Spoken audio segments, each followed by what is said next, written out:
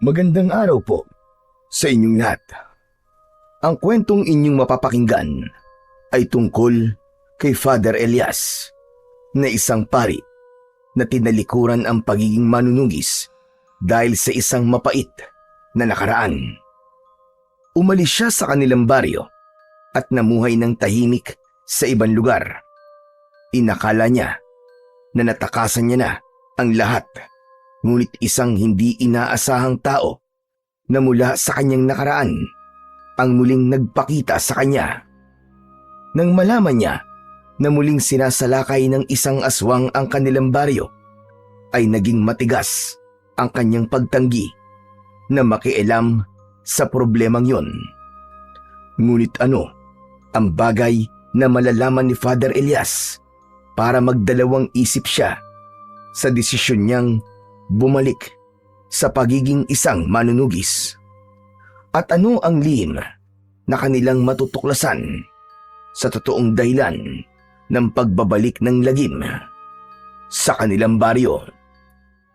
Ngunit bago po ang lahat, mga idol, huwag po nating kalimutang mag-like at mag-subscribe at i-hit ang notification bell sa aking YouTube channel na The Voice Addict at Apong Isaac, para sa mas marami pang makapigil hininga na kwentong aswang at katatakutan mula sa mundo ng kababalaghan. Umpisahan na po natin ang kwento. Father Elias! Father Elias! May bisita po kayo. Naroon po siya sa sala dito sa kumbento.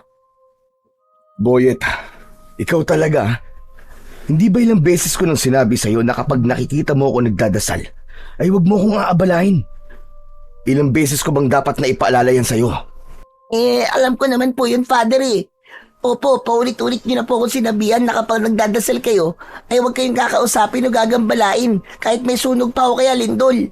Pero yung taong naghahanap po sa inyo, Father, parang mas matindi pa po siya sa sunog at lindol eh. Nang sabihin ko po sa kanya na hindi po kayo maaaring kausapin, aba nagwala po. Tapos nagbantang manggugulo kapag hindi po kagad kita naiharap sa kanya. Teka, sandali nga lang. Ano ba sinasabi mo? Sino ba naghahanap sa akin at natataranta ka ng ganyan? Ang totoo po niyan eh. Ngayon ko lang po siya nakita, Father. Basta isa po matandang lalaki. Crispin daw po ang pangalan niya. Crispin? Si Mang Crispin? Kilala niyo po ba siya, Father? Dito ka lang muna sa kwarto ko, Boyet. Huwag kang lalabas hanggat hindi ko sinasabi sa'yo. Po, pero Father, naglalaro po kami ng mga kalaro ko sa labas ng tumbang preso eh. 14 anyos ka na pero naglalaro ka pa ng larong pambata? Pambihira ka. Saka 6:00 na, kaya tama na ang paglalaro. Dito ka lang muna. Ikaw na magtapos ng dinadasal ko. Paano po kapag natapos ko na po ang dinadasal niyo, Father? Pwede na po ba akong lumabas at makipaglaro? Hindi, Boyet. Ulitin mo ang dasal hanggang sa balikan kita dito. Sige na.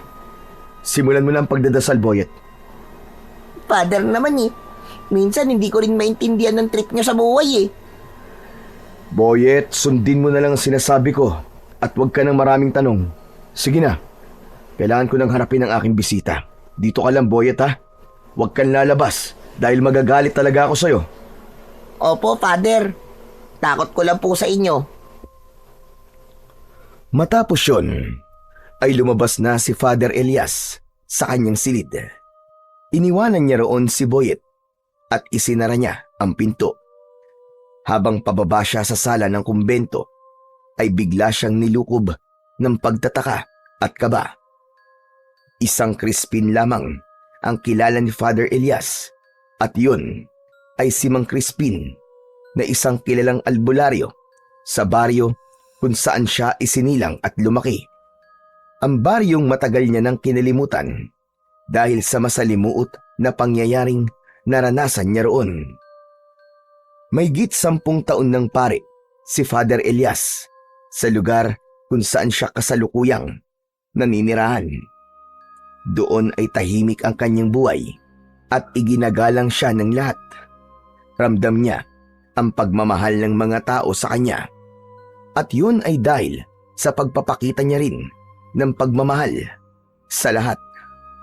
Kabaligtaran yun ng naging buhay niya sa baryo kung saan siya nagmula. Nang makarating si Father Elias sa sala ng kumbento, ay isang matandang lalaki na may suot na salakot ang nakita niya. Nakatalikod yun sa gawin niya. Abala ang matandang lalaki sa pagtingin sa mga larawan na nakapatong sa mahabang tokador. Tumikhim si Father Elias upang kunin ang atensyon ng matandang lalaki. Mabilis na humarap sa kanya ang matanda na tila ba hindi makapaniwala nang makita siya. Naglakad siya palapit dito. Elias? Sandali, ikaw ba talaga yan? Aba, napakalaki ng iyong pinagbago. Mahigit 10 taon na tayong hindi nagkikita, Mang Crispin. Talagang malaki ang magiging pagbabago sa akin. Hindi lang kasi ako makapaniwala na totoo ngang isa ka ng ganap na pari sa baryong ito. Napakalayo mo na sa dating binata na nakikipaglaban sa mga aswang. Nakikiusap po ako sa inyo, Mang Crispin. Kung gusto niyo ako makausap, ay huwag niyo nang babanggitin ang aking nakaraan. Matagal ko na pong kinalimutan ang lahat ng yun. Ayoko na pong balikan kung ano ako noon. Ay, pasensya ka na. Pasensya ka na. Sige ho, maupo muna kayo. Gusto niyo ba ng maiinom? O baka nagugutom po kayo? Ay, huwag ka na mag-abala. Ayos lang ako. Sabay na naupo ang dalawa. Sa upuan na nasa sala, magkaharap sila. Naramdaman ni Father Elias ang pagkabahala kay Mang Crispin. Mang Crispin, oo nga pala. Nasabi sa akin ng isa sa aking mga sakristan na nagwala ka rito kanina dahil gusto mo raw akong makausap kagad. Gaano ba ka-importante ang ipinunta mo rito para magwala ka ng ganon, Mang Crispin? Tandaan nyo na ang kumbento ay sagrado dahil ito ay bahagi pa rin ng simbahan. Pasensya ka na. Sadyang desperado lang akong makaharap ka kagad. Kaya ako yung ginawa. Kilala mo naman ako, Elias. Wala sa aking pagkatao ang nagwawala, ngunit talagang kailangan na kitang makausap. Dahil napaka-importante ng aking sasabihin sa'yo. Sabihin niyo na po ang kailangan niyo sabihin upang tayo matapos na rito. Kailangan ko rin pong ipagpatuloy ang aking pagdadasal na naputol dahil po sa pagdating niyo. Sandaling natigilan si Mang Crispin. Huminga ito ng malalim. Halata ang tensyon na nararamdaman ng matandang lalaki dahil sa bahagyang panginginig ng mga kamay nito. Diretsyong tumingin ang matanda sa mga mata ni Father Elias bago ito muling nagsalita. Elias, kailangan na baryo natin ang tulong mo. May isang napakalakas na aswang ang ngayon ay nanggugulo sa ating baryo. Mang Crispin, simula nang umalis ako sa baryong yon, ay iniwan ko na rin doon ang pagiging manunugis ko. Isa pa pari na ako ngayon. At ang pagkitil po sa buhay ay labag sa aking sinumpaang tungkulin. Labag pa rin ba? Kahit marami ng buhay ang kinuha ng mga aswang na yon. Elias, ikaw lamang ang kilala ko na kaya makipaglaban sa kahit na anong uri ng aswang. Gaano man ito kalakas o kabangis. Sigurado ko na matatalo at mapapatay mo siya. Pasensya na po, Mang Crispin. Pero hindi na po ako babalik sa baryong yun. Nangako ko sa aking sarili na kahit na anong mangyari, ay hindi natatapak ang aking mga paa sa lugar kung saan ako nakaranas ng matinding pasakit. Nauunawaan kita, Elias. Sadyang hindi maganda ang karanasan mo sa ating baryo. Ngunit ang aswang na aking tinutukoy ay ang bangkilan na si Gubara. Si Gubara? Nananaginip yata ako, Mang Crispin. Naiisip niyo bang gumawa ng kwento para lang bumalik ako sa ating baryo?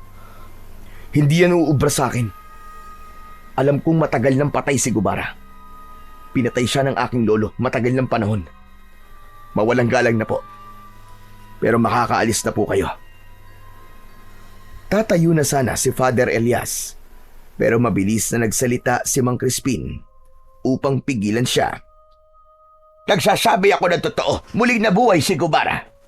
Sa dahilang hindi namin alam. Ginamit niya ang katawan ng asawa ni Kapitan Ramil, si Celia. Ano? Paano nangyari yun?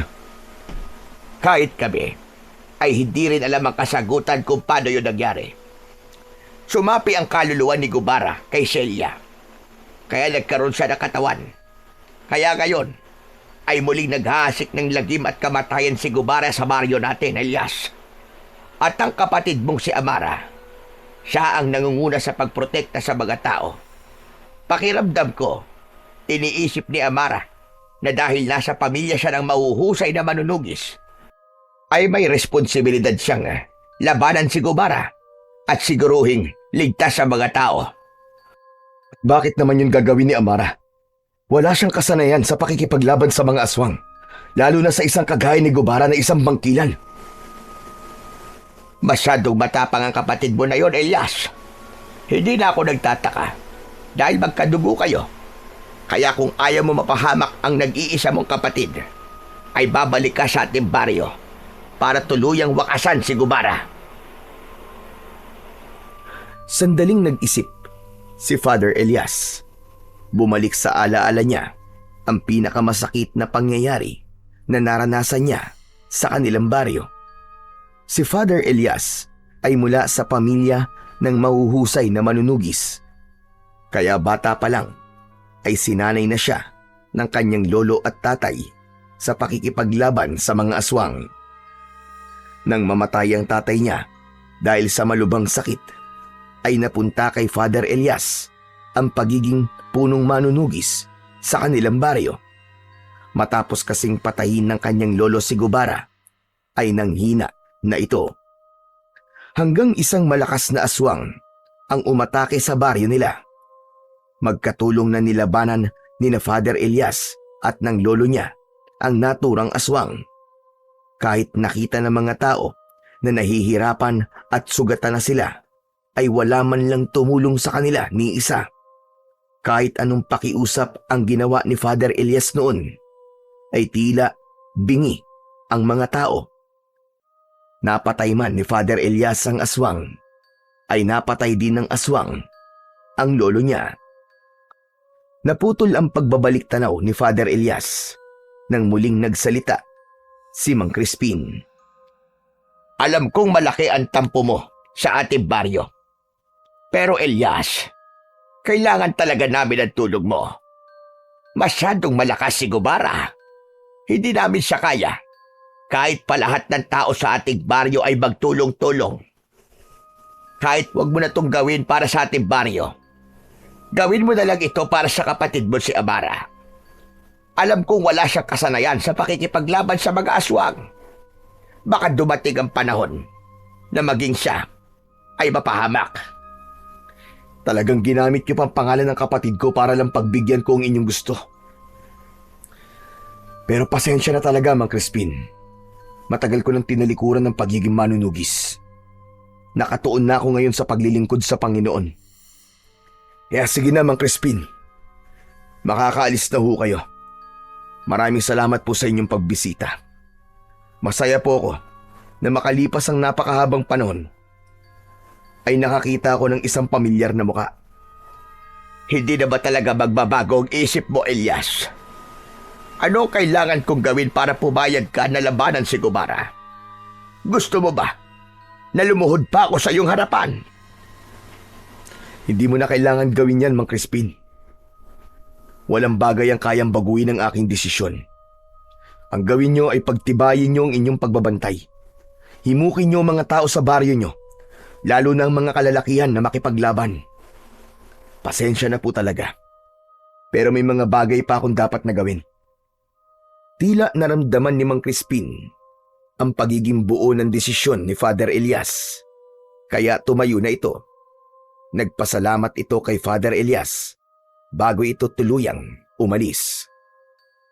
Nanatiling nakatayo si Father Elias sa gitna ng sala. Mabilis ang tibok ng puso niya. Hindi pa rin siya makapaniwala kung paanong nabuhay si Gubara sa katawan ng ibang tao. Aminado siya na may parte pa rin ng puso niya na nagsasabing kailangan niyang bumalik sa kanilang baryo. Pero sa tuwing naaalala niya ang nangyari noon, ay bumabalik din ang hinanakit niya sa mga tao sa lugar na yon.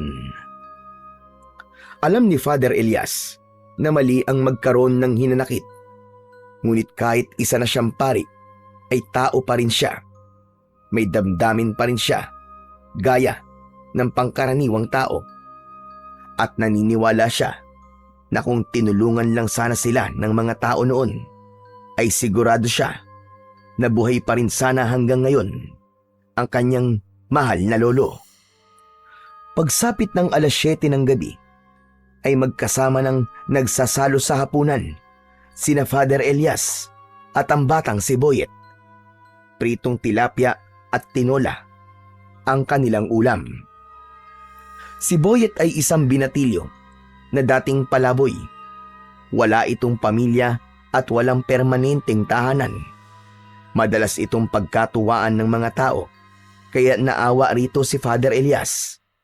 Hanggang sa nagdesisyon siyang ampunin ito at gawing sakristan. Pinag-aaral niya rin ito upang magkaroon ng direksyon ang buhay nito. Father, totoo ba yung narinig kong pinag-usapan nyo kanina ni Mang Crispin? Dati kang manunugis ng mga aswang? Sabi ko na nga be, hindi mo sinunod ang aking sinabi sa'yo. Lumabas ka pa rin ng kwarto at ang matindi pa, nakinig ka pa sa usapan ng ibang tao. Pasensya ka na, Father, ah. Hindi ko na kasi napigilan na alamin kung sino ba yung bisita mo kanina eh. Halatang halata kasi na ayaw mo malaman kung sino siya eh. Mas lalo tuloy lumaki ang kagustuhan kong makilala siya. Hindi ka na talaga marunong makinig sa akin, ha? Hindi ka na kagaya nung dati. Nakikinig pa rin naman ako sa inyo, Father eh. Kanina lang talaga hindi. Pero totoo po ba yung mga narinig ko kanina, Father? Dati kayo manunugis at pinapabalik kayo nung Mang Crispin sa inyong baryo para makipaglaban dun sa nabuhay na namang aswang na si... Ano nga bang pangalan nun?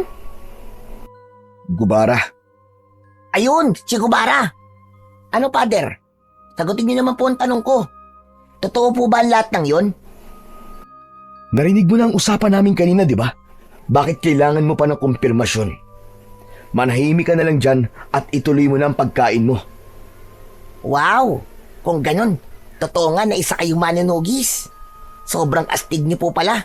Ini-imagine ko pa lang na may hawak kayong itak habang nakikipaglaban doon sa mga aswang, kinikilabutan na talaga ako. O tingnan mo, Father, oh, tumataas sa mga balahibo ko sa braso. Father, bakit hindi po kayo bumalik ulit sa baryo nyo para labanan po yung aswang na yon? Sasama po ako sa inyo. Gusto ko po kayong makitang nakikipaglaban sa aswang. Tumahimik ka na, Boyet, pwede ba? Hindi yan mangyayari. Dahil hindi na ako babalik sa baryong yun. Pero, Father... Boyet, tama na. Tapusin mo na ang pagkain mo. At huwag ka na magtanong sa mga bagay na hindi makakatulong sa ating dalawa. Naging seryoso ang mukha ni Father Elias at diretso niyang tinignan ang mga mata ni Boyet. Napayuko si Boyet at ipinagpatuloy na lamang nito ang pagkain. Alam ni Boyet na kapag ginawa na yon ni Father Elias, ay unti-unti na siyang nagagalit. Ngunit ang totoo ay hindi galit si Father Elias.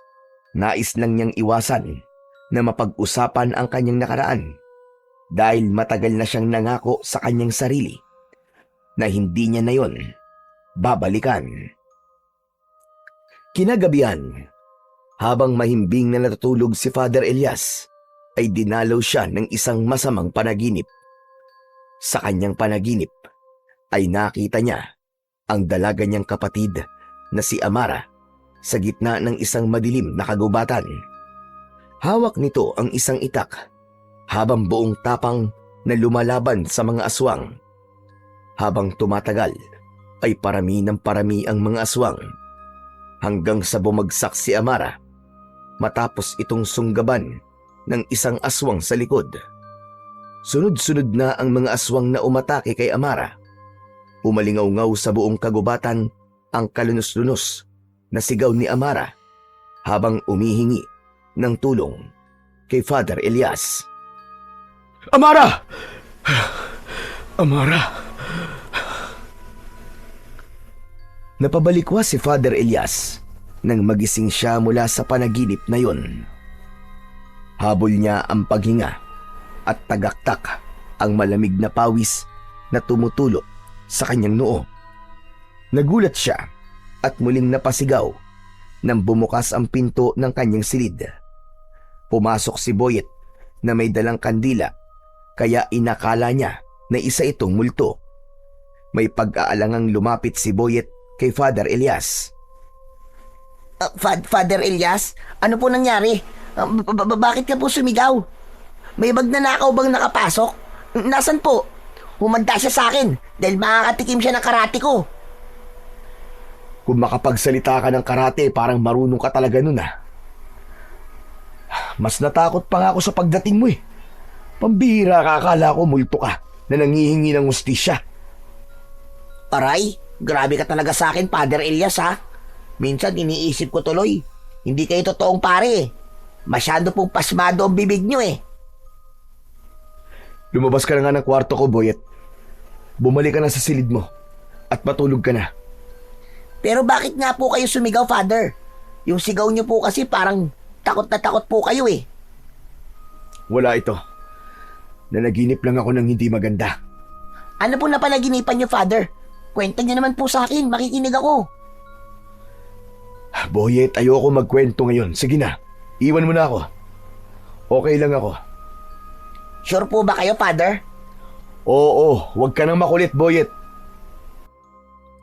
Lumabas na si Boyet ng kwarto ni Father Elias. Nang mag-isa na siya, ay umayo siya ng higa pero hindi na siya nakabalik sa pagtulog. Inalala niya ang nakababata at nag-iisa niyang kapatid na si Amara. Naisip niya na may posibilidad na magkatotoo ang panaginip niya na yun dahil sinabi ni Mang Crispin na si Amara ang nangunguna sa pakikipaglaban sa aswang na si Gubara. Kinabukasan ng umaga, nakatayo si Father Elias sa harapan ng mga tao sa loob ng simbahan. Nagtungo siya sa gitna at sinimulan niya ang kanyang homily. Mga kapatid, pakinggan natin ang sinasabi sa sulat ni San Pablo sa mga taga-Efeso. Kabanata 4, talata 31 hanggang 32. Alisin niyo ang lahat ng galit, puot at panlilibak at lahat ng masasamang hangarin. Sa halip, maging mabait kayo sa isa't isa. Mahabagin, mapagpatawad, gaya ng pagpapatawad sa inyo ng Diyos sa pamamagitan ni Kristo. Mga kapatid, ang galit ay parang binhi. Kapag ito ay itinanim at hinayaan nating lumago, magbubunga ito ng hinanakit at pagkawasak. Ngunit kung ang itinanim natin ay pangunawa, pagmamahal at pagpapatawad, magbubunga ito ng kapayapaan at pagkakaisa. Mga kapatid, huwag nating hayaang mabulok ang ating mga puso sa puot dahil walang kabutihang naidudulot ito. Ang Diyos ay hindi nagtatanim ng galit, kundi ng pag-ibig. At yun ang dapat nating tularan. Matapos sabihin ni Father Elias ang kanyang homily, ay bahagya siyang natahimik. Bumigat ang kanyang dibdib at tila sumaksak ang sarili niyang mga salita sa kanyang isipan. Naalala niya ang gabing nakipaglaban sila ng kanyang lolo laban sa mga aswang at kahit nakita ng mga tao na kailangan nila ng tulong, ay walang tumulong sa kanila. Hindi sinasadyang nahagip ng mata niya si Mang Crispin na nasa huliang hanay ng upuan. Matiim yung nakatingin sa kanya na para bang alam nito na tinamaan siya sa kanyang mga sinabi. Matapos ang misa ni Father Elias, ay isa-isa nang umalis ang mga tao. Nasanay na siya na hindi siya umaalis sa unahan. Hanggang sa wala ng tao ang nasa loob ng simbahan. Halos lahat ng mga tao ay umalis na maliban kay Mang Crispin na nakaupo pa rin. Tumalikod na si Father Elias para magtungo sa kumbento pero hinabol siya ni Mang Crispin at naabutan siya nito sa sala ng kumbento. Humarang si Mang Crispin sa harapan ni Father Elias. Mang Crispin, ano bang ginagawa niyo rito?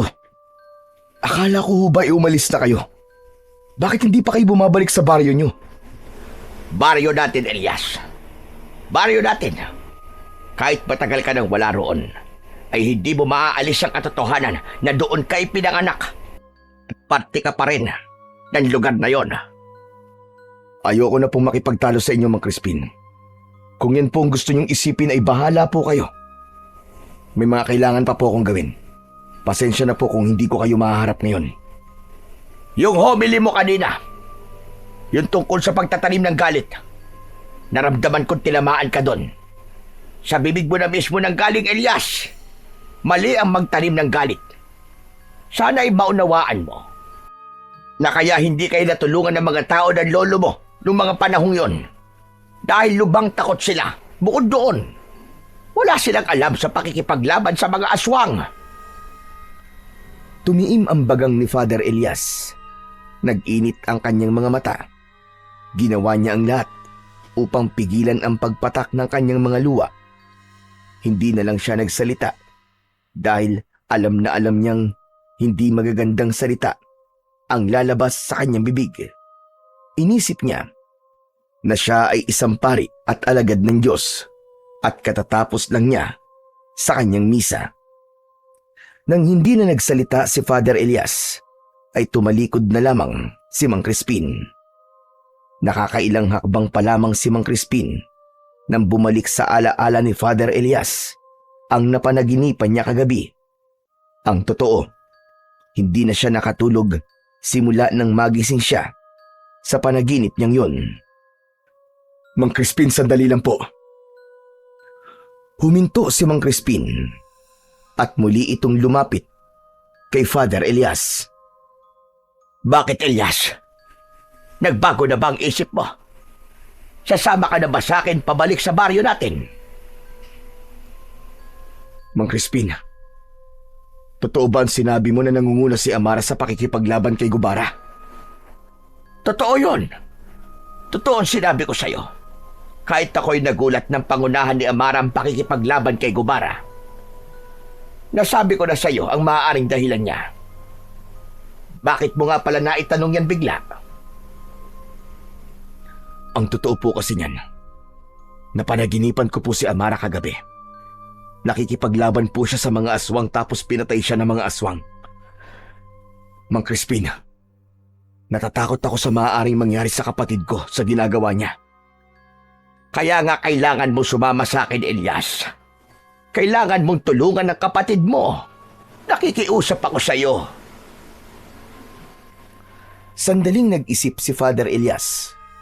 Si Amara na lamang ang nag-iisang kadugo niya. Kahit natiis niya na wag itong makita ng ilang taon, ay mahalaga pa rin sa kanya ang kapatid niya. Sige po, sasama na po ako sa inyo. Pero kailangan niyo akong bigyan ng ilang araw dahil kailangan kong makahanap ng pari na pansamantalang papalit sa akin dito. Hindi po ako maaaring umalis dito ng basta na lamang. Salamat. Salamat, Elias. Hindi mo alam kung gaano ako kasaya sa desisyon mo na yan. Huwag ka mag-alala. Dahil hihintayin kita. Sabay tayong babalik sa baryo natin at sigurado ko na ikaw ang tatapos sa kasamaan ni Gubara. Gaya ng ginawa ng iyong lolo noon. Umango na lamang si Father Elias bilang tugon. Pero sa loob ng utak niya ay may ibang bagay siyang nais gawin. Kaya gusto niyang bumalik sa kanilang baryo. Matapos ng pakikipag-usap ni Father Elias kay Mang Crispin, ay nagtungo na siya sa kanyang silid. Umupo siya sa upuang nasa tabi ng bintana. Sa pagdungaw niya sa bintana ay nakita niya si Mang Crispin na naglalakad papalayo sa simbahan. Nagulat si Father Elias sa biglang pagpasok ni Boyet. May dala itong malinis na kumot at mga punda. "Pwede ba, Boyet? Matuto ka namang kumatok. Kung may sakit ako sa puso, aba, matagal na akong inatake sa puso ng dahil sa'yo." Hehe, bawasan mo kasi ang pagkakape, Father. Nagiging masyado ka nang magugulatin eh. Nandito po ako para palitan po ng punda ang mga unan nyo. Saka papalitan ko na rin po ang kumot nyo. Okay, sige. Gawin mo na ang dapat mong gawin at pagkatapos ay lumabas ka na. Muling itinuon ni Father Elias ang kanyang mga mata sa labas ng bintana habang si Boyet naman ay nagsimula na sa pagpapalit ng punda ng mga unan. Kailan po pala kayo aalis para sumama kay Mang Crispin, Father? Siguro baka sa Miyerkules. Kailangan ko lang makasiguro na may papalit sa akin dito. Teka, paano mo nalaman na aalis ako? Nakausap mo ba si Mang Crispin at siya nagsabi sa'yo? Hindi po. Narinig ko po ang pinag-uusapan nyo kanina ni Mang Crispin. Hindi ba't ang sabi ko sa'yo hindi ka dapat nakikinig sa usapan ng ibang tao? Teka, bago ka magalit, Father, gusto ko lang pong sabihin sa inyo na hindi ko sinasadyang marinig ang pag-uusap niyo ni Mang Crispin. Dadalhin ko na po kasi sana yung mga ginagamit niyo sa misa sa storage room. Tapos, doon ko na po narinig ang pinag-uusapan niyo. Hindi ko po yung sinasadya, maniwala po kayo. Kahit na, Boyet. Dapat ay umalis ka na lang para hindi mo narinig ang pinag-uusapan namin. Pero Father, babalikan na po ba talaga sa baryo nyo? Ibig sabihin makikipaglaban ka na po ulit sa mga aswang? Babalik ako sa lugar na yung, Boyet. Pero hindi ako makikipaglaban sa mga aswang. Pero, yun ang narinig ko sinabi ni Mang Crispin, Father Yun ang sinabi niya. Pero hindi ko sinabing ganun ang gagawin ko. Kaya ako babalik sa baryong yun. Babalik ako ron para kunin ang kapatid ko na nakikipaglaban sa aswang. Dadaling ko siya rito para makasigurado ko na ligtas siya. Pero Father Elias, para pong pinaasa niyo lang po si Mang Crispin kung ganun. Ang akala niya po kasi, kaya kasasama sa kanya dahil makikipaglaban ka ron kay Gubara. Hindi po ba kayo mismo nagsabi sa akin na masama po magsinungaling? Alam ko, Boyet. Alam kong mali ang magsinungaling. Pero alam ko rin na mapapatawad ako ng Diyos sa ginawa ko dahil maganda ang aking intensyon. Okay po, sabi niyo Pero, pwede po ba akong sumama sa inyo, Father? Para po makapagbakasyon ako kahit sandali lang. Palagi na lang po kasi ako nandito sa simbahan Wala naman po akong ibang lugar na napupuntahan. Hindi bakasyon ang ipupunta ko ron, Boyet. Dito ka lang. Wala ka rin namang maitutulong sa akin doon. Aba, pwede po ako magdala ng mga dadali nyo. Pwede niyo po akong utusan kung kinakailangan. Saka, hindi po ako sanay na malayo sa inyo, Father Sige na po, isama niyo na po ako. Mamimiss ko po kayo Panigurado na magiging masaya ako kapag sumama ako sa inyo. Ay, nako. Sige na. Oo na, payag na ako na sumama ka sa akin. Pero tandaan mo na ayoko magpapasaway ka ron, ha? Hindi ka pwedeng mawala sa paningin ko at lahat ng sasabihin ko ay kailangan mong sundin. Nagkakaintindihan ba tayo? Yun lang po pala Yakang-yaka ko pong gawin yun.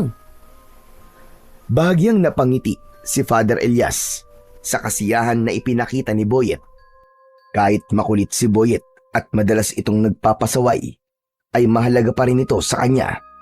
Parang anak na ang turing niya rito at wala siyang ibang nais kundi ang ikabubuti at kasiyahan nito. At kung ang pagsama nito sa kanya sa baryo kung saan siya magtutungo ay magpapasaya rito, ay handa siyang isama ito roon. Agad na nagtungo at nakipag-usap si Father Elias sa kanilang obispo upang humingi ng pahintulot para makapagbakasyon siya ng 1 linggo. Ipinaliwanag niya na may kamag-anak siyang namatay at humingi siya ng tulong dito na magpadala ng pansamantalang kapalit na pari sa kanyang parokya. Ilang araw ding naghintay si Father Elias bago dumating ang itinalagang pari na pansamantalang hahalili sa kanya upang magpatuloy ng mga misa at gawain sa simbahan.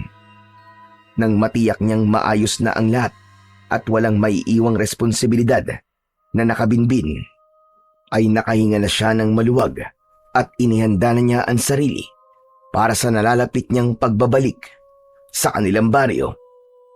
Isang gabi, abala si Father Elias sa pag-iempake ng mga gamit na dadalhin niya sa pag-alis nila mamayang madaling araw.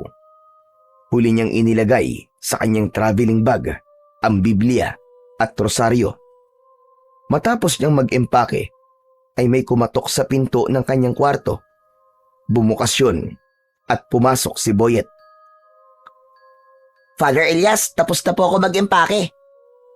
Hindi ko na po dinamihan ang dinala kong damit kasi ang sabi niyo po, ilang araw lang naman tayo ron. Oo, Boyet. Basta makumbinsi ko ang kapatid ko na sumama sa atin, babalik na kagad tayo rito. Pero Father, sigurado po ba kayo na sasama po sa atin ang kapatid nyo? Hindi po ba siya po ang nangunguna sa pakikipaglaban sa aswang sa baryo nyo? Mas matanda ako sa kanya at naniniwala ako na makikinig siya sa akin. Alam kong alam niya na gagawin ko to dahil ayoko mapahamak siya. Eh si Mang Crispin, Father. Anong tungkol kay Mang Crispin, Boyet? Hindi po ba kayo inuusig ng konsensya nyo? Kasi nagsisinungaling po kayo sa kanya. Asang-asa pa naman siya sa inyo na makikipaglaban kayo ron kay Gubara. Kawawa naman siya, Father. Mas kawawa ang kapatid ko, Boyet, kapag namatay siya sa kalaban niyang aswang. Talagang patay kagad, Father? Hindi pa pwedeng mapahamak muna? Alam mo, ikaw na bata ka, ang dami mo talagang alam. Sige na, matulog ka na. At maaga pa tayong aalis mamayang madaling araw. Kapag ikaw hindi nagising, iiwan talaga kita. Grabe ka talaga, Father. Matutulog na nga po ako eh. Huwag niyo po akong iiwan, ha? Nagmamadaling umalis si Boyet para magtungo na sa kwarto nito. Nang mag-isa na muli si Father Elias, ay siniguro niya na wala na siyang nakalimutang ilagay sa kanyang bag bago siya natulog. Pagsapit ng madaling araw, ay lumabas na ng kumbento sina Father Elias at Boyet. Bitbit nila ang kani-kanilang bag. Sinalubong sila ni Mang Crispin sa labas ng simbahan. Mula roon ay sumakay sila ng tricycle na nagatid sa kanila sa istasyon ng bus. Sumakay sila ng bus at nang napuno na yon ng pasahero, ay umandar na yon. Magkatabi sina Father Elias at Mang Crispin habang si Boyet ay nasa kanilang likuran. Habang nakamasid si Father Elias sa labas ng bintana, ay naririnig niya ang boses ni Mang Crispin. Sa totoo lang, suntok sa buwan ang pagpunta ko sa inyo, Elias. Hindi ako sigurado kung sasama ka sa akin o hindi. Kaya napakasaya ko ngayon dahil kasama na kitang babalik sa ating baryo. Hindi mo alam kung gaano kalaki ang tulong na magagawa mo sa aming lahat. Lalo na't ikaw lamang ang kilala kong may kakayahan na makipaglaban sa kagaya ni Gubara. Maging ako, Mang Crispin, ay hindi makapaniwala na sasama ako sa inyo. Ngunit huwag niyong isipin na ito ay gagawin ko para sa mga tao sa baryong yun. Ayoko lang may mangyaring masama sa aking kapatid na si Amara.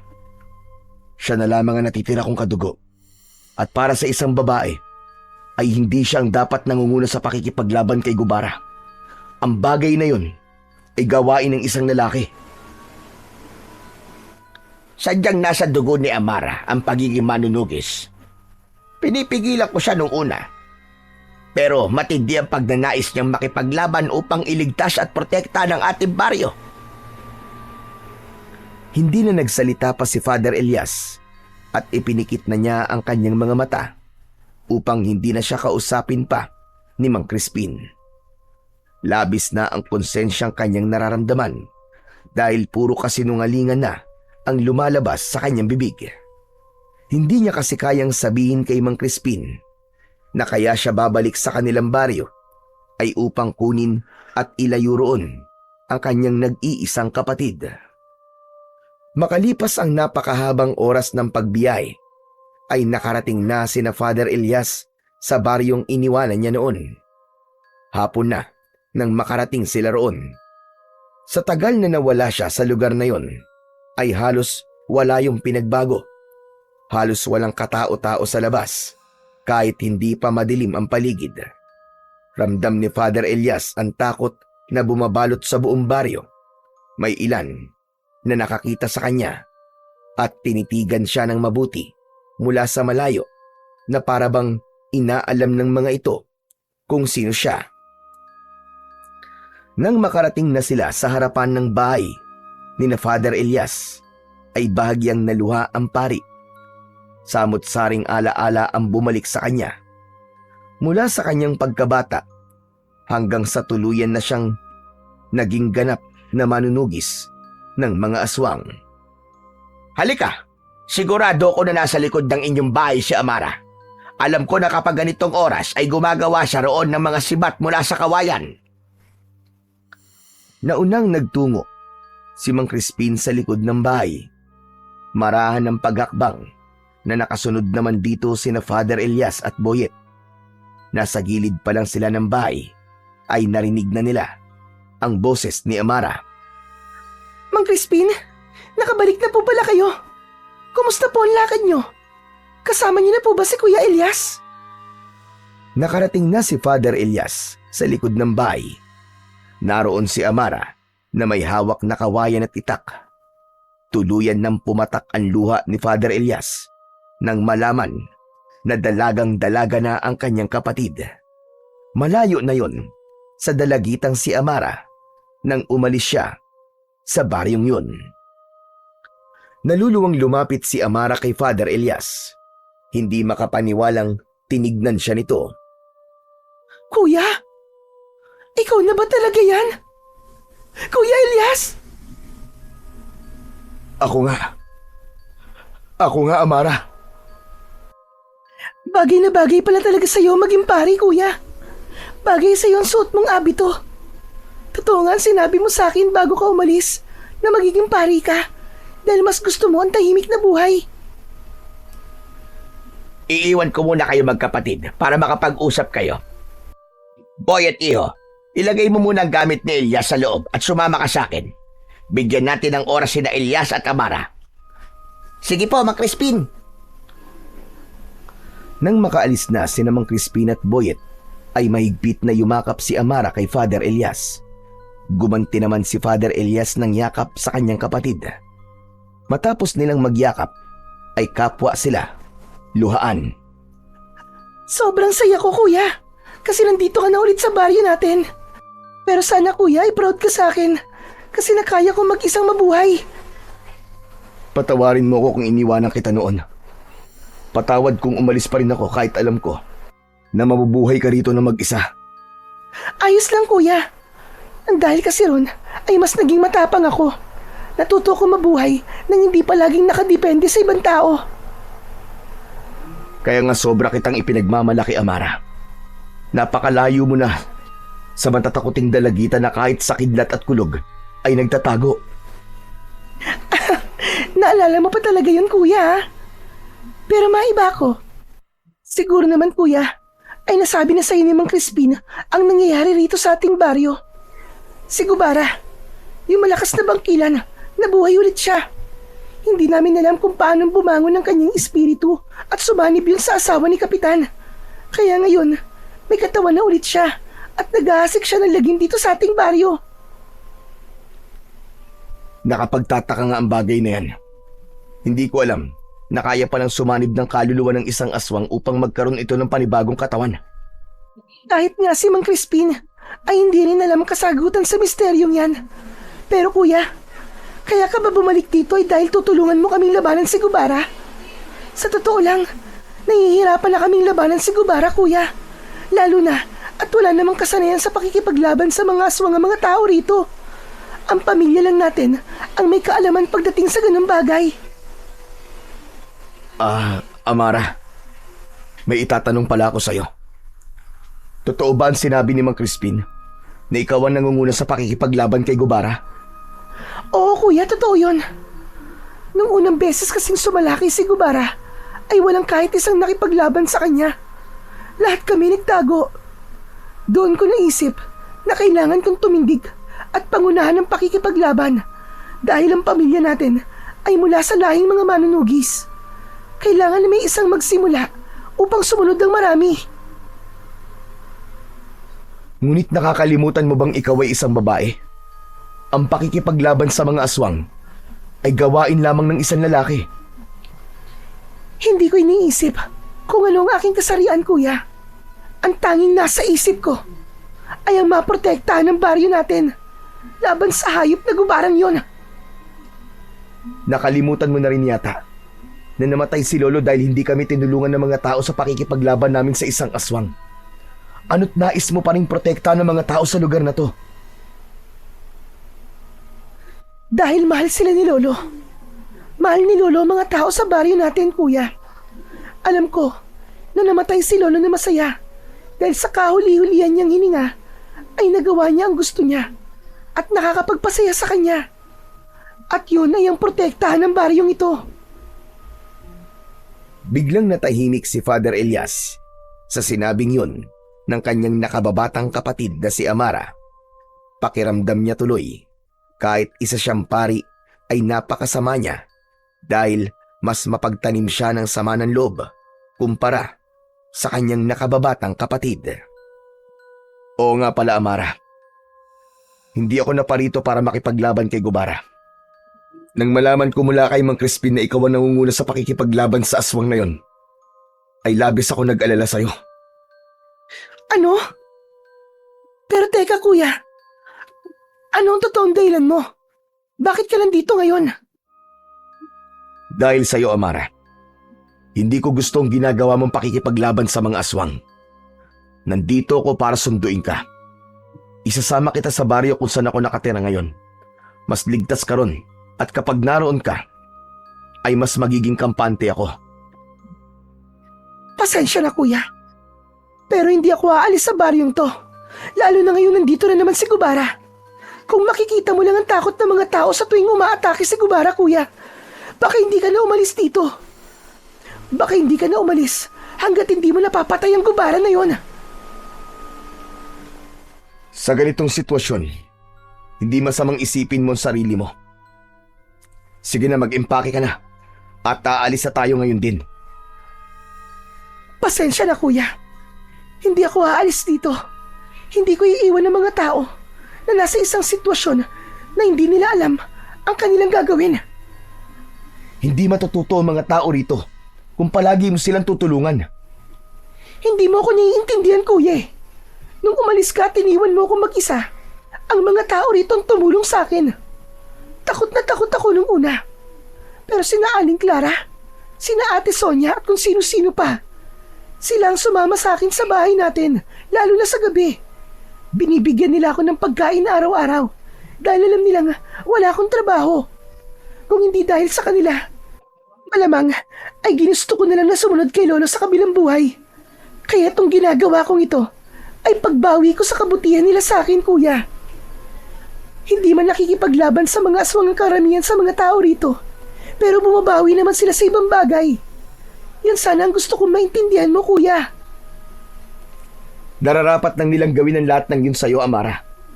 Napakalaki ng naitulong ni na tatay at lolo sa mga tao rito nung buhay pa sila. Buong buhay nila ay inilaan nila para protekta ng baryong to mula sa mga aswang. Kahit na, kuya. Pasensya ka na talaga. Pero hindi ako sasama sa'yo sa baryong sinasabi mo. Dito lang ako. Kaya kung hindi ka naman pala makikipaglaban kay Gubara at narito ka lamang para sunduin ako, ay mas makabubuti pang umalis ka na lang. Amara, para rin sa'yo ang pag-alis natin dito. Hindi ka sinanay para makipaglaban sa mga aswang. Natatakot ako na baka may kung anong mangyari sa'yo kapag itinuloy mo ang ginagawa mo na yan. Kaya bilang nakatatandang kapatid mo, bilang kuya mo, inuutusan kitang sumama sa akin sa pag-alis ko. Pasensya na talaga, kuya. Pero buo na ang pasya ko. Dito lang ako. Poprotektahan ko ang mga tao rito mula kay Gubara. Hanggang mapatay ko na siya at bumalik na ang kapayapaan dito. Kung ganun, hindi ako aalis dito hanggat hindi ka sumasama sa akin. Mas maganda yun, kuya. Panigurado na habang buhay ka nang maninirahan dito. Dahil sa sinabi mo na yan. Nagtama ang mga mata ni na Father Elias at Amara. Nakita ni Father Elias na seryoso si Amara at tila ipinaramdam nito na wala itong dahilan para lisanin ang lugar na yon. Ngunit nangako si Father Elias sa kanyang sarili na hindi siya aalis sa baryong yun nang hindi niya kasama ang kanyang nag-iisang kapatid. Matapos kausapin ni Father Elias si Amara, ay pumasok na siya sa kanilang bahay. Ang plano niya ay magpahinga na sapagkat naramdaman niya ang pagod mula sa napakahabang biyahe nila kanina. Napansin niya na halos walang nagbago sa kanilang bahay. Nakasabit pa rin sa isang parte ng dingding ang mga litrato nila ni Amara kasama ang kanilang ama at lolo. Nakangiti silang lahat doon. Bakas sa mukha nila ang labis na kasiyahan. Ngunit para kay Father Elias, ang kasiyahang yun ay hindi na niya mararamdaman dahil wala na ang kanyang ama at lolo. Maya-maya pa ay dumating ang batang si Boyet. Agad itong lumapit sa kanya. Grabe si Mang Crispin. Alam naman niyang pagod ako sa biyahe. Nilakad niya ako ng nilakad dito sa baryo. Wala naman akong nakitang kakaiba, Father. Parang ganito rin sa baryo natin eh. Ay teka, nakausap niyo na po ba si Ate Amara? Pumayag na po ba siyang sumama sa atin? Hindi ko pa siya napapapayag, Boyet. Masyado siyang matigas. Ayaw niyang makinig sa akin. Talagang gusto niyang gayahin sina tatay at lolo. Naprotektahan ng baryong to laban sa mga aswang hanggang sa huli nilang hininga. Nako, problema po yan, Father. Ibig po ba sabihin hindi kaagad tayo aalis dito? Ganun na nga, Boyet. Kailangan ko mapapayag ang kapatid ko sa gusto kong mangyari. Sinabi ko na sa kanya na hindi ako aalis hanggang sa hindi siya sumasama sa atin. Yes, ayos! Anong yes ayos ang sinasabi mo dyan, ha? Bakit parang masaya ka pa yata? Ay, sorry, Father.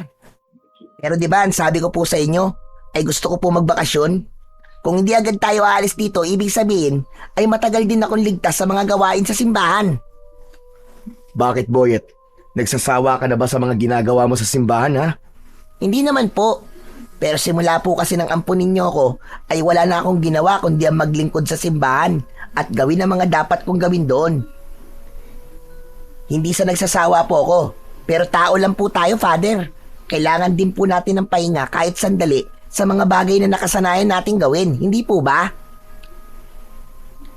Pakiramdam ni Father Elias ay pinapatamaan siya ni Boyet sa mga sinabi nito kahit hindi yun ang intensyon nito. Aminado siya na simula nang naging pari siya ay inilaan na niya ang kanyang sarili sa paglilingkod sa Panginoon at tuluyan niya ng tinalikuran ang pagiging manunugis. Ngunit kahit ano pa ang sabihin ni Boyet o ng ibang mga tao, para sa kanya ay wala na siyang dahilan para bumalik sa pakikipaglaban sa mga aswang. Kinagabihan, naghanda si Amara ng masarap na hapunan. Nagprito ito ng galunggong at nagluto din ito ng ginisang munggo. Naging magana ang pagkain ni na Father Elias at Boyet. Ang galing mo palang magluto, Ate Amara. Napakalayo ng luto mo sa luto ni Father Elias. Bakit? Ano bang klaseng luto ang ginagawa ni Kuya? Nako, ayoko na lang magsalita at baka masaktan pa si Father Elias eh. Ibig sabihin, hindi ka talaga nasasarapan sa mga niluluto ko, Boyet? Hindi ba kapag nagluluto ko, ay palagi mo sinasabi na masarap? Wala naman kasi akong choice, Father eh. Ikaw lang naman kasi ang nagluluto para sa atin sa simbahan.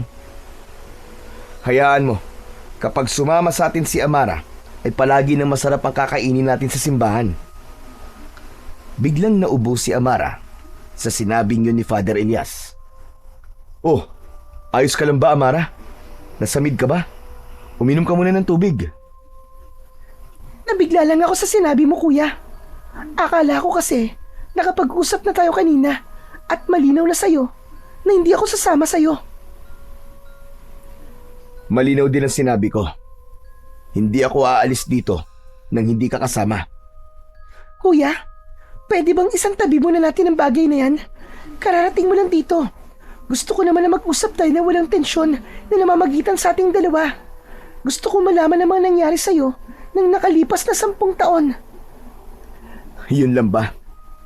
Eto, naging pare ako at masaya ako sa baryo kung saan ako naninilbihan. Ramdam ko ang pagmamahal ng mga tao sa akin. Napakabait kasi ni Father Elias, ate. Lahat ng lumalapit sa kanya at tumihingi ng tulong, lalo na yung may mga sakit, tinutulungan niya talaga. Pero palagi ko sinasabi na ang tulong na yun ay hindi mula sa akin. Yun ay mula sa mga tao at mga grupo na nagbibigay ng donasyon sa simbahan. Ako lamang ang tagapagbahagi nun. Hindi ka pa rin pala talaga nagbabago, kuya. Alam mo ba, Boyet, kahit nung medyo bata-bata pa si kuya, ay mabait na talaga siya.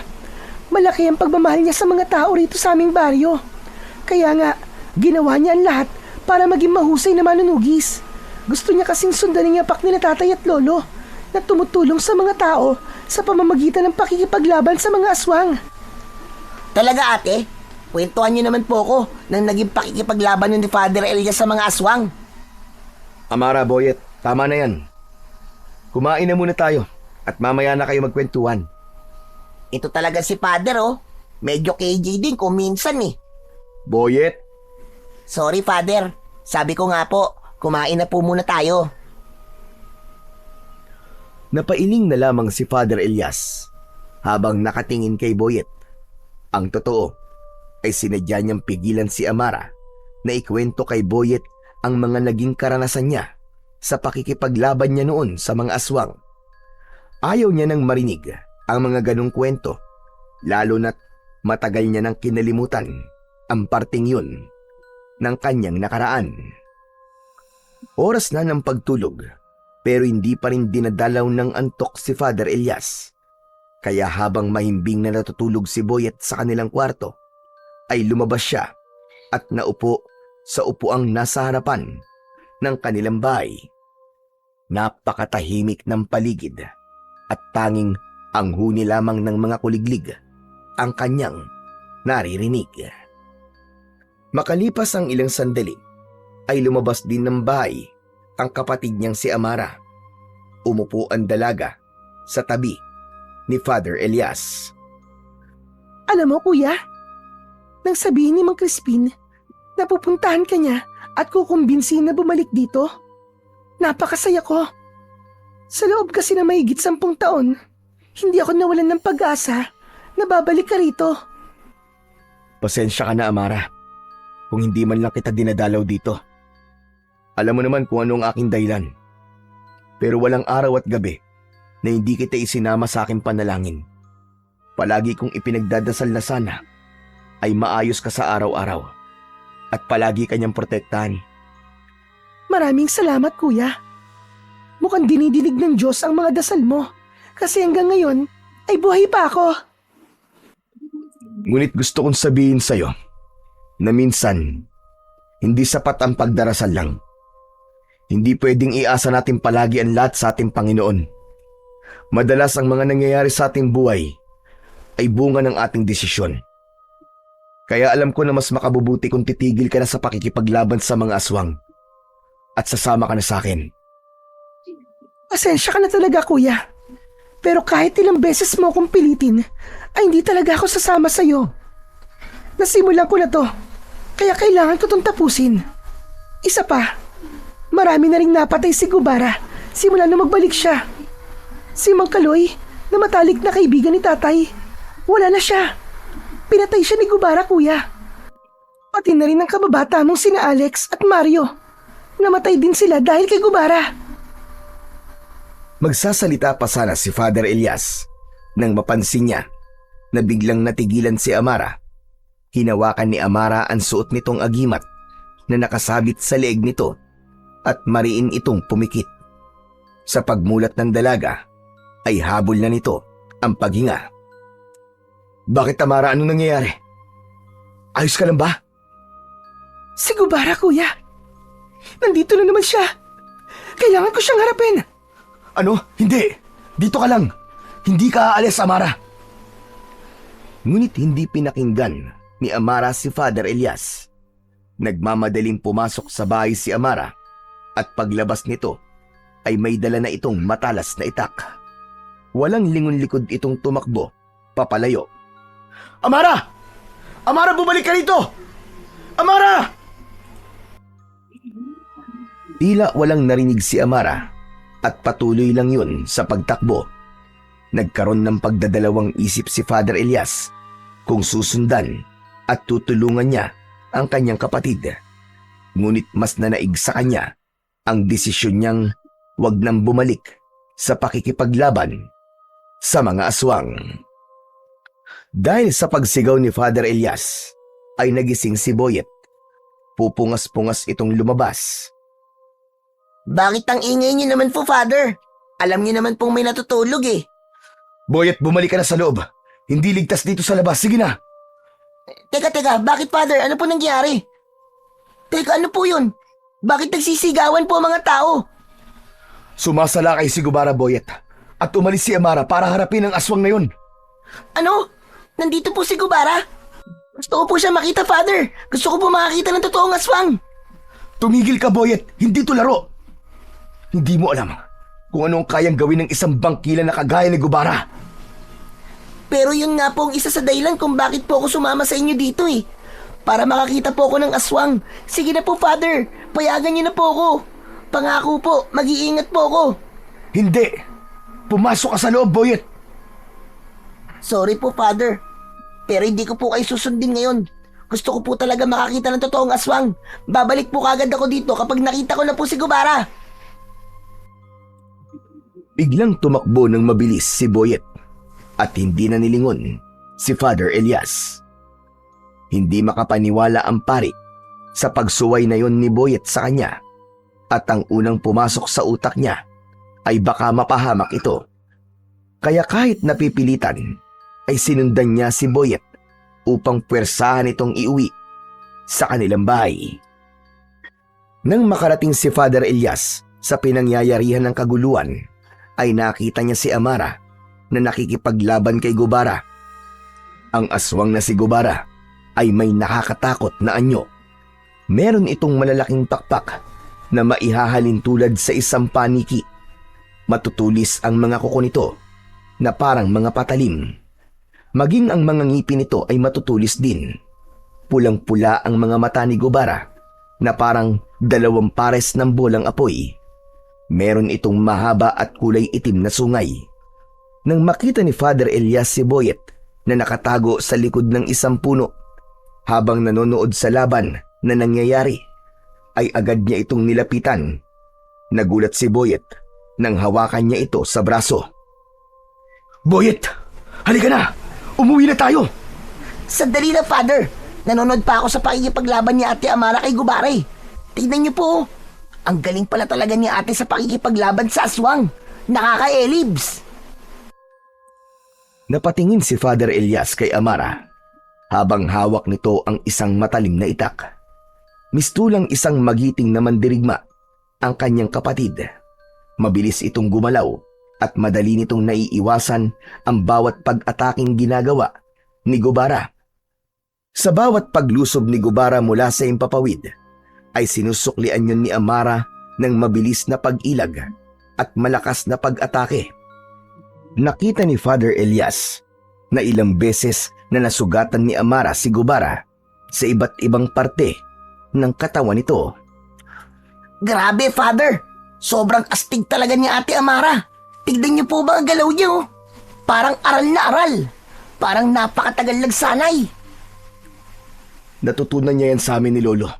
Pati na rin sa aming tatay. Mukhang habang nagsasanay kami nun, ay pinapanood niya kami. Kaya alam niya ang mga ganyang galaw. Bakit hindi niyo po siya tulungan, Father?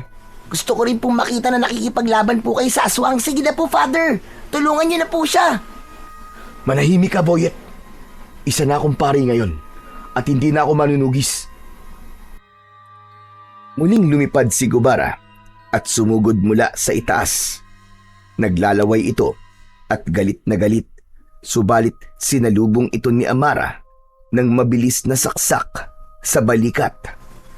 Napaatras si Gubara at lumipad yun papalayo hanggang sa tuluyan na yung nawala sa kanilang paningin. Doon na lumabas ang mga tao sa kani-kanilang mga bahay.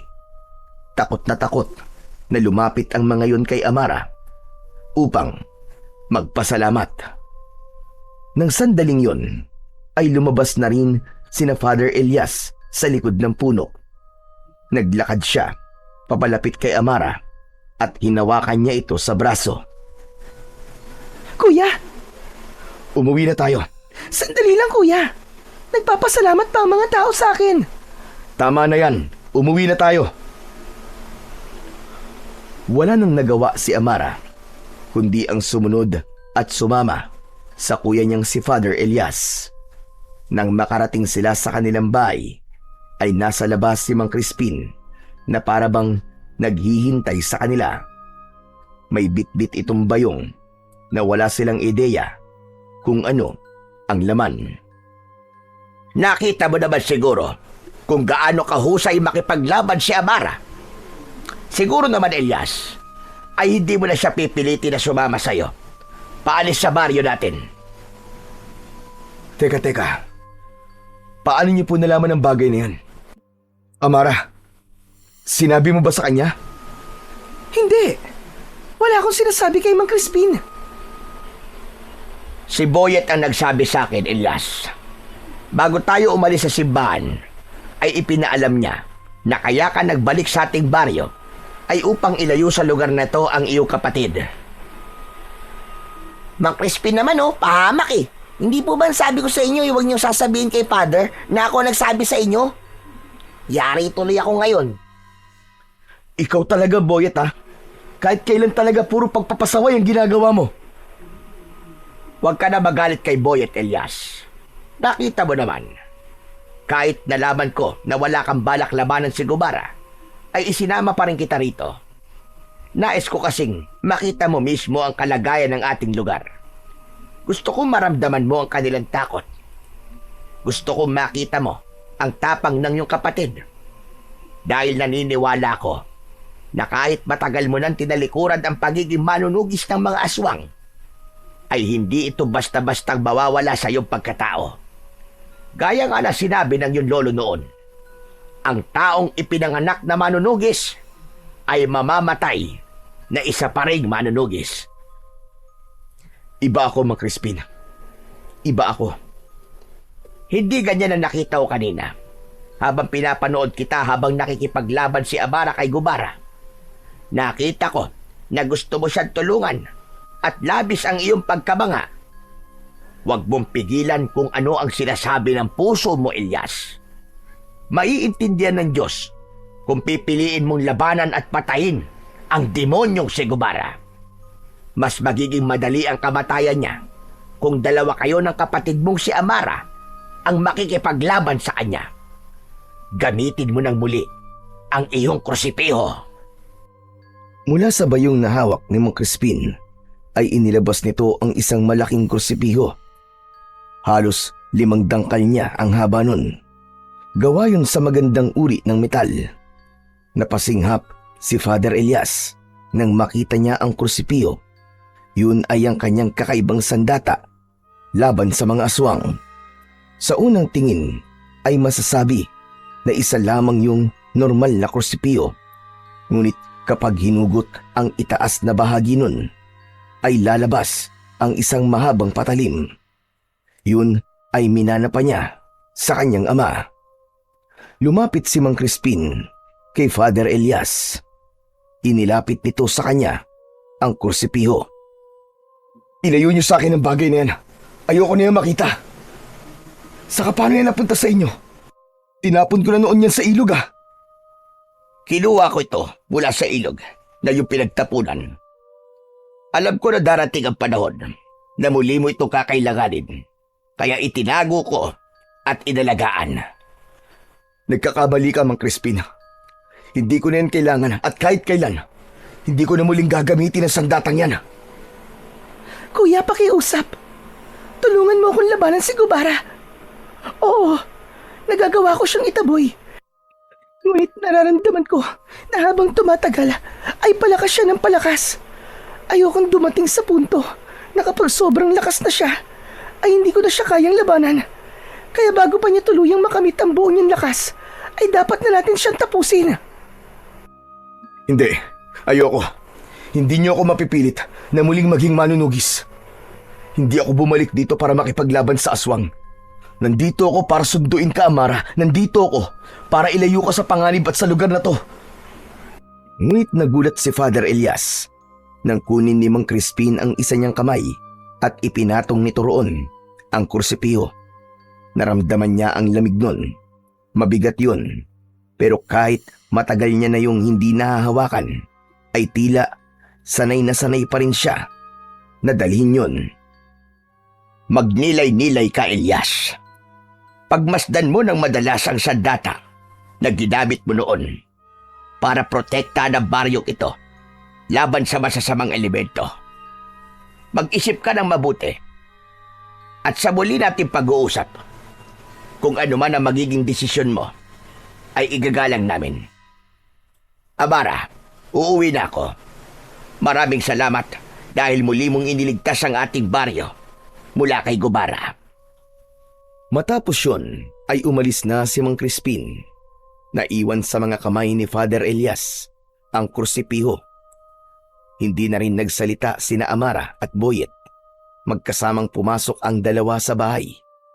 Naiwang mag-isa si Father Elias sa labas habang hawak niya ang sandata na napakaraming aswang na ang napaslang. Habang nakatingin si Father Elias sa kursipiho, ay hindi niya alam ang kanyang mararamdaman. Nang nagdesisyon siyang itapon yon, ay hindi na siya umasa na muli niya itong makikita. Kaya hindi pa rin siya makapaniwala na nasa mga kamay na niya ang kanyang nag-iisang sandata. Magdamag na hindi nakatulog si Father Elias dahil sa pag-iisip kung ano ang kanyang magiging desisyon. Nagtatalo ang kanyang utak at puso. Nais ng utak niya na sapilitang ilayo ang kapatid niyang si Amara sa lugar na yon. Ngunit ang gusto naman ng kanyang puso ay tulungan si Amara na labanan ang aswang na si Gubara. Nagulat na lamang siya nang makarinig ng sunod-sunod na pagtilaok ng manok sa labas ng kanilang bahay. Nang buksan niya ang bintana, ay nakita niya ang unti-unting pagsilip ng araw sa silangan. Tinignan niya ang kursipihong nakasandal sa dingding. Hindi na kita kailangan. Matagal na kitang tinalikuran, gaya ng pakikipaglaban ko sa mga aswang. Isang desisyon ang nabuo sa isipan ni Father Elias ng mga sandaling yun. Kinuha niya ang kursipiyo at saka siya lumabas ng kanilang bahay. Malalaki ang kanyang mga akbang at makalipas ang ilang minuto ay narating na niya ang malinis na ilog na nasa bukana ng kagubatan. Bumalik sa alaala niya ang gabing itinapon niya roon ang sandata niyang kursipiho. Tinignan ni Father Elias ang kursipiho at kinausap niya yon na parabang naiintindihan siya nito. Patawarin mo ko kung sa pangalawang pagkakataon ay itatapon kita. Hindi na kita kailangan. Matagal na kitang kinalimutan. Pero nais kong magpasalamat sa iyo sa mga laban na kasama kita at naipanalo natin. At sana, sa pagkakataong ito, ay huwag ka nang bumalik sa akin. Akmang itatapon na sana ni Father Elias ang kursipiyo sa malalim na bahagi ng ilog nang marinig niya ang pagtawag ni Boyet sa kanya. Paglingon niya ay nakita niya si Boyet na humahangos na palapit sa kanya. Boyet, anong ginagawa mo rito? Nakita po kasi kita na umalis na lang ang Korsipio. Akala ko po kung anong gagawin nyo. Tapos, malalaman ko na itatapon niya na naman po ulit ang Korsipio. Dahil yun ang nararapat sa bagay na to, Boyet. Wala na akong balak na gamitin to. Kaya mas makabubuti na itapon ko na lamang ito tulad ng ginawa ko dati. Sayang naman po kung itatapon niyo po yan, Father Elias. Hindi niyo po ba alam ang kasabihan na kapag pinakawalan mo ang isang tao o bagay, kapag bumalik ito, ay para sa iyo talaga. Kaya Father Elias, para po talaga sa inyong krusipiho na yan. Oras na po para bumalik kayo sa pagiging manunugis. Hindi mo alam ang sinasabi mo, Boyet. Masyado ka pang bata para maintindihan ang mga ganitong bagay. Alam ko naman po. Hindi ko po alam kung gaano kasakit sa inyo na hindi kayo tinulungan ng mga tao rito noon. Kaya namatay ang inyong lolo. Father, matagal ko na pong gustong itanong sa inyo. Bakit ayaw niyo na pong labanan si Gubara? Ano po ba ang pumipigil sa inyo? Kasi kung tutuusin po, Father Elias, kayo ang masanay. Kayo po ang mas malakas at kayo po may kakayahan na labanan siya. Nasa inyo po talaga ang lahat ng abilidad para talunin ng aswang na yon. Hindi ko kailangan sagutin ang tanong mo. Mas mabuti pang iwanan mo na lamang ako rito, Boyet.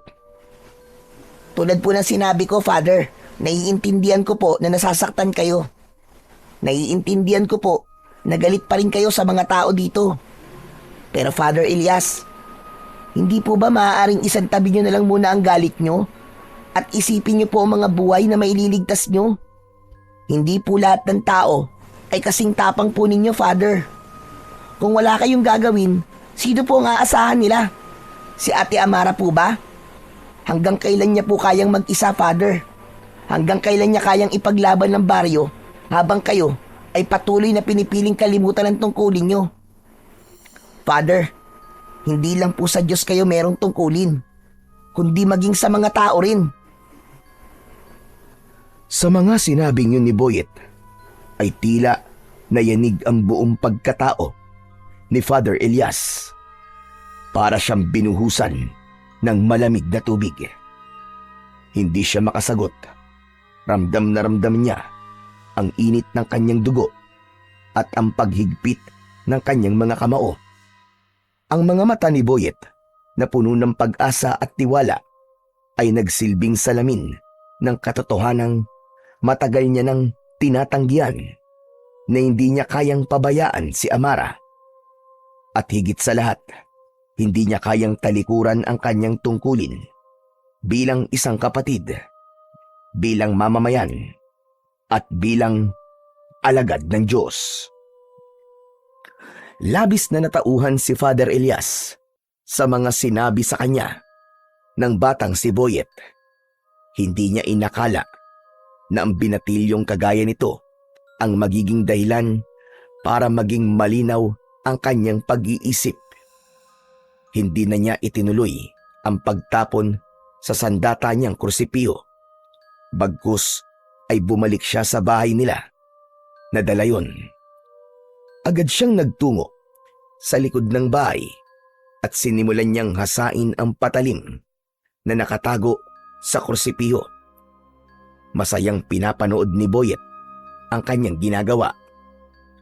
Nang makita ni Amara ang ginagawa na yon ni Father Elias, ay napanganga ito.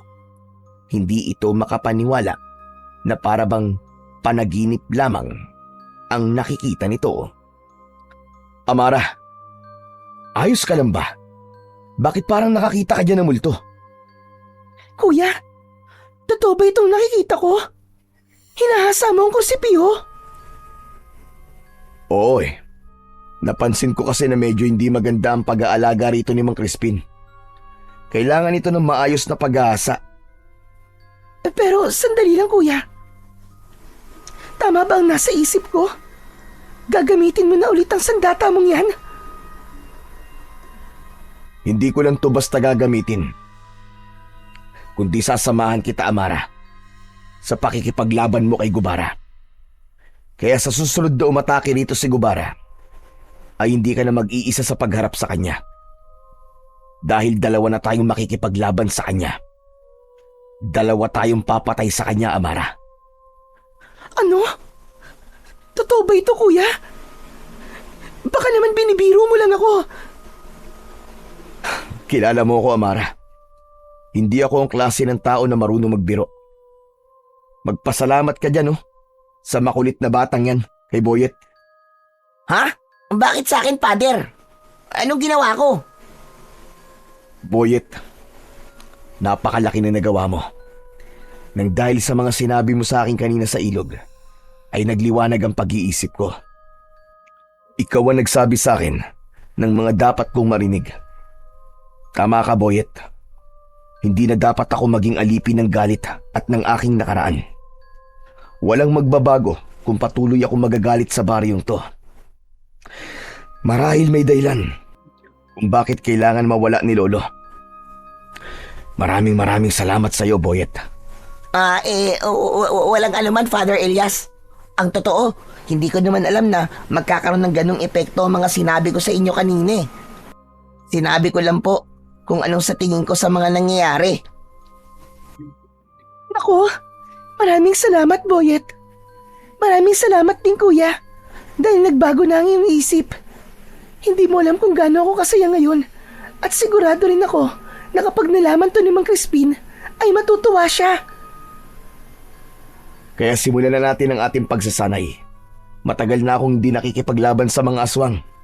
Kaya kailangan ko ng mabilisan na pag-iensayo. Maluwaluwang tumango si Amara sa sinabing yun ng kanyang kuya Elias. Nang sandaling yun, ay buo na ang loob ni Father Elias na tulungan ang kapatid niyang labanan at patayin ang aswang na si Gubara. Sa umagang yun, ay tuluyan niya nang tinapos ang galit at tampo na meron siya sa kanilang baryo at sa mga naninirahan doon. At nangako siya sa kanyang sarili na gagawin niya ang lahat upang matapos na ang paggasik ng kasamaan ni Gubara. Agad na sinimulan ni Father Elias at Amara ang kanilang mabilisang pagsasanay. Nagtulungan sila sa pagtuturo sa isa't isa ng mga tamang galaw sa pag-atake at pagdepensa. Hindi pa rin makapaniwala si Father Elias na darating ang panahon na yon dahil hindi niya nakita na magiging isang manunugis din ang kanyang kapatid na si Amara. Habang nagsasanay ay manghang-mangha silang pinapanood ng batang si Boyet. Para itong nanonood ng isang pelikulang aksyon dahil hindi nawala ang panlalaki ng mga mata nito habang nakanganga. At sa gitna ng kanilang pagsasanay ay biglang dumating si Mang Crispin. Sandaling huminto ang magkapatid sa kanilang pag-iensayo pagdating ng matandang albularyo. Sandali nga. Hindi ba ako nananaginip lang? Totoo ba talaga itong nakikita ko? Nagsasanay ka sa pakikipaglaban, Elias? Opo, alam ko na matutuwa kayo sa sasabihin ko. Mang Crispin, handa na po akong tulungan si Amara sa pagpaslang kay Gubara. Diyos ko po! Salamat, Panginoon ko! Dahil nagbago na ang isip mo. Napakasaya ko talaga. Sigurado ako na kung nasaan man ang iyong tatay at lolo, ay napakasaya rin nila sa desisyon mo na yan. Kaya nga po. Pero, mas masaya po sana kung nandito sila. Sigurado ko na walang magiging laban si Gubara kung apat kaming haharap sa kanya. Wala man sila rito. Hindi man natin sila kasama ng pisikal. Ay sigurado ko na palaging nasa tabi natin sila tatay at lolo. Nararamdaman kong ginagabayan nila tayo. Nakakagaan sa pakiramdam na pagmasdan ang inyong pagsasanay na magkapatid. Pero nandito ko, Elias. Dahil may importante akong kailangan sabihin sa inyo. Ano ho yun, Mang Crispin? Alam ko na kung paano bumalik ang kaluluwa ni Gubara. Yun ay dahil sa isang ritual na ginawa ng konsido. Nagtungo kasi ako sa libingan ni Gubara at may nakita ko roong mga kagamitan sa ritual. Alam ko na mga gamit na yon ay para sa pagtawag sa isang kaluluwa. At yun ang dahilan kung bakit mula sa impyerno na pinanggalingan nito ay nakawala ang espiritu ni Gubara. Ngunit, bakit po siya sumapi sa katawan ni Aling Celia? Ano ang dahilan? Yan ang hindi ko pa alam. Pero huwag kayo mag-alala. Dahil may ritual ako para maibalik ng tuluyan ang kaluluwa ni Gubara sa kung saan siya nararapat.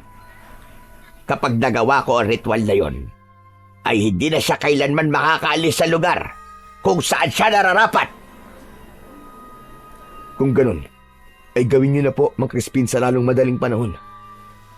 Kung meron kaming maitutulong sa inyo, sabihin niyo lang po kagad sa amin. Malaki ang may tutulong niyo sa akin ni Amara Elias. Kailangan kasi na mamatay ang katawang ginagamit ni Gubara. At kapag nangyari yon, ay saka ko lamang magagawa ang ritual na sinasabi ko. Huwag ka mag-alala, Mang Crispin. Magtutulungan kami ni Amara. Gagawin namin ang lahat upang talunin at patayin si Gubara. Pero si Kapitan Ramil, hindi ba niya kami tutulungan? Siguro ay mas makabubuti kung kakausapin ko siya. Naniniwala ako na kung mas marami kami makikipaglaban, ay mas malaki ang tsansang manalo kami. Hindi ko alam kung kaya ba niya kayong tulungan pagdating sa bagay na yan. Alam ko na labis ang kalungkutan ni Kapitan Ramil sa sandaling ito. Dahil nga, ginamit ni Gubara ang katawan ng kanyang asawa. Lalo na't bago pasukin ni Gubara ang katawan ni Celia, ay meron itong malubhang sakit. Ngunit naniniwala ako na magtatagumpay kayo kahit dalawa lamang kayo ni Amara. Ipagdadasal ko rin na sana sa pagkakataong ito ay maibalik na natin ang kapayapaan sa baryong ito. Nang sandaling yon, ay buo na ang desisyon ni Father Elias na tapusin na ang takot ng mga tao sa baryo nila, bunga ng paggasik ng lagim ni Gubara. Ipinangako niya sa kanyang sarili at sa Panginoon na hindi siya aalis doon hanggat hindi nila napapatay ni Amara ang aswang. Kinagabihan ng araw ding yun, nasa labas ng bahay sina Father Elias at Amara. Hawak nila ang kani-kanilang mga sandata. Si Boyet naman ay natutulog na. Nagbabantay ang magkapatid sa posibleng pag-atake ni Gubara. Alam mo, kuya, hindi pa rin talaga ako makapaniwala na makakasama kita sa pakikipaglaban sa aswang. Nang sabihin mo kasi na wala ka rito para labanan si Gubara, ay hindi ko na inisip na tutulungan mo ko. Kaya talagang napakasaya ko. Marami ako napagtanto sa sinabi sa akin ni Boyet, Amara. Isa na roon ang hindi kita pwedeng pabayaan na mag-isang lumaban. Magkapatid tayo, kaya dapat lang na magtulungan tayo sa lahat ng bagay. Lalo na sa ganitong pagkakataon. Napakasaya ko talaga, kuya. Nararamdaman ko na sa sandaling makaharap natin si Gubara, ayun na ang magiging katapusan niya. Naputol ang pag-uusap ng dalawang magkapatid nang matigilan si Amara. Hinawakan nito ang agimat na nakasabit sa leeg nito at saka ito tumingin kay Father Elias. Ano, Amara? Nararamdaman mo ba? Nandito na naman ba si Gubara? Oo, kuya. Nararamdaman ko siya. Tara na. Hanapin na natin siya. Tapusin na natin ngayon ang paggasik niya ng lagim. Magkasamang tumakbo sina Father Elias at Amara upang hanapin ang kinaroroonan ni Gubara. Hanggang sa narinig nila ang sigawan ng mga tao sa dulong bahagi ng kanilang baryo. Sa kanilang pagtakbo ay nakasalubong nila si Mang Crispin. Diyos ko, mabuti na lamang at nakita ko kayo magkapatid. Sumasalakay na naman si Gubara. Daroon siya, malapit sa ilog. Sige ho, pupunta na po kami ron. Gawin niyo ang dapat niyong gawin. Sa sandaling mapatay niyo si Gubara, ay agad kong isasagawa ang ritual. Ipagdadasal ko ang inyong tagumpay. Sige ho, kami na pong bahala kay Gubara. Pagkatapos nun, nagpatuloy ang magkapatid sa pagtakbo hanggang sa nakita na nila ang kinaroroonan ng aswang na si Gubara. Magkatabing tumayo sina Father Elias at Amara habang nakatingin sila sa aswang na inaatake ang mga tao. Gubara! Kami ang harapin mo! At huwag ang mga walang kalaban-laban! Umanda ka ngayon, Gubara. Dalawa na kami makakalaban mo. Kaya ito na ang magiging katapusan mo! Galit na tumingin ang aswang na bangkilan kina Father Elias at Amara.